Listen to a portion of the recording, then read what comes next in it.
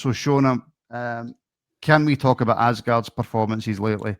I genuinely don't think he offers anything. Looks lazy. Don't think I've ever seen him sprint, and decision making is poor.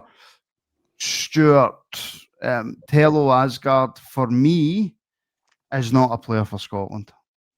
He's got no situational awareness around about him. He wants far too much time on the ball. I don't think he has really offered anything bar. He's got quality, the boy, right? He is a quality football player. But just because you're a quality football player doesn't mean you're going to work in Scotland. And he hasn't really, barring that one goal, he hasn't really showed me anything, Stuart. No, again, it's one where it's not quite worked out. That's not to say that I'm quite in the camp to just write him off completely. Because I do think he has got qualities. He's got the physique that should mean that he should deal with the demands of Scottish football. But I would agree with you that it does at times. It's almost as if he's still surprised by maybe the speed of the game, the pace of the game up here, and the fact that you're not going to get that much time, which is surprising because he has played in the English Championship. Now, the English Championship isn't, where you get a bit like Spain or anything like that. It can be blood and thunder in that league as well. I'm still slightly confused as to what his best position is. I don't know. 10. Is it a 10? Is it a 10? Is it wide of a 3? Stuff like that. Because I just don't know if we've seen enough. And I'm not convinced Russell Martin ever really kind of found that out, and I'm not convinced either that Danny Rose quite figured that out. So yes, look, it hasn't been a great start for him. He's not. Certainly wouldn't be the first pick in my team sheet at the moment. I do wonder if we need to maybe cut some slack. Is he another one where maybe as fans we just underestimate, see him getting that injury in pre-season, and maybe that can just set a player back a wee bit, and we're maybe just seeing him struggle with that, because he certainly he's delivered for Norway in certain games as well. So let's say I think he's got quality. I'm not going to write him off completely, but I think there's definitely we need to see more from him to convince more of our support that Thelo Aasgaard is here long term and becomes an integral part of this team. It's the same mistakes over and over again for me, Connor. It's like Stuart's saying there, he wants far too much time on the ball. It's almost as if he's looking to do the fancy flick or trick rather than just playing the simple pass. I mean, go back to the sending off at Hampden. There's a simple 5-yard pass he can play, but he wants to do that flick over the head and make it look fancy. We don't want that. We just want you to play football, Thelo, and just do it properly. And because he's got a skill. He's a good player. There's plenty of good players that have come up to Scotland and it's not worked for them. And it's my fear is that it's taken them an awful long time to learn that you don't get a lot of time on the ball. You usually learn that after 1 or 2 games up here. Yeah, you do. And that is part of it. I think, I agree with what Stuart's saying as well.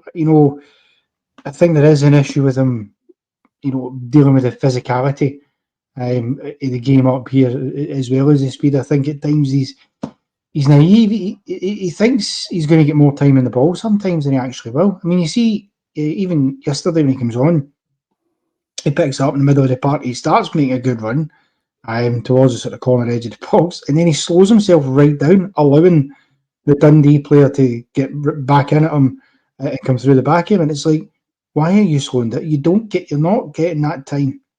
No chance. And it surprises me because, as Stuart says, it's not like the Championship is a particularly, slow, lethargic, unphysical league. It's probably the most physical league in English football because it's the most competitive, because a lot of the teams are on very, very similar levels to each other. So it makes for that type of spectacle, and he should be used to that through his time at Luton.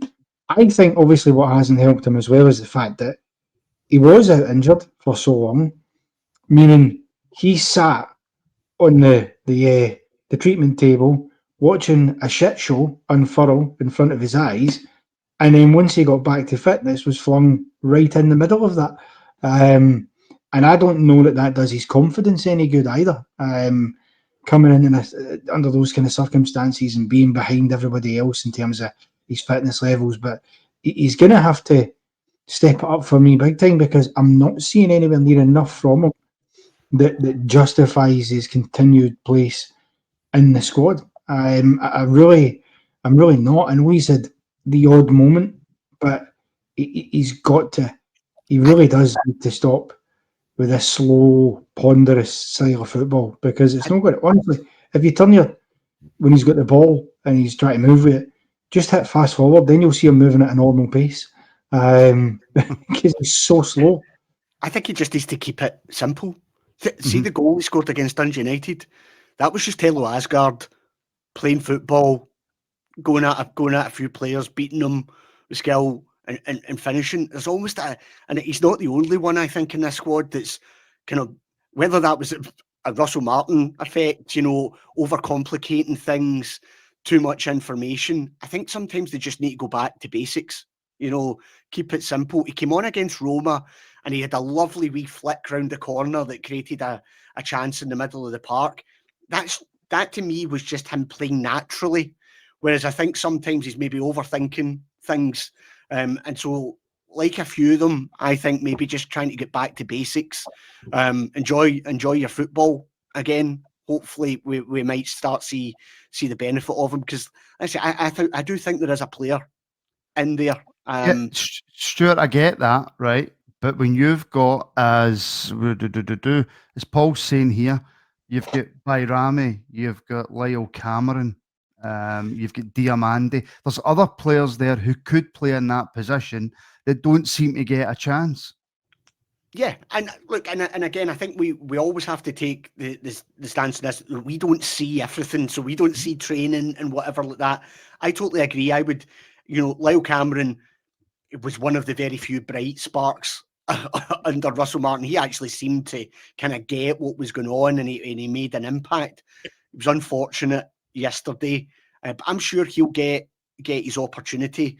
People like Bayrami, I think it's really strange that people bring him up, because it's almost as if the longer he's out the team, the better he is in people's eyes. I think there's a player in there somewhere that.